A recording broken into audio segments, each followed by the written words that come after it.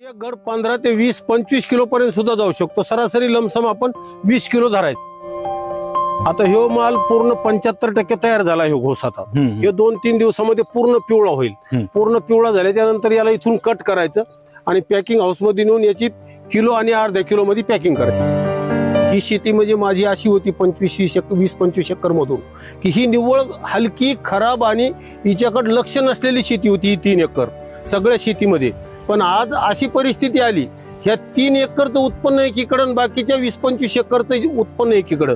कारण ह्या 3 एकर शेतीमध्ये मला आज जवळजवळ सगळा जर पूर्ण जर तंतोतंत जर हिशोब लावला या वर्षी 25 ते 30 लाख रुपयाचं उत्पन्न ही शेती देणार आहे। आता याच्या आयुष्याबद्दल जर विचार केला असं कुठलंच पीक नाही की ते 60-70-80 वर्ष टिकणार आहे म्हणून। हे एक नवीनच पीक आपल्याला एक वरदान ठरण्यासारखं आहे। सध्या नातवाच्या मुलापर्यंत हे पीक टिकू शकतं।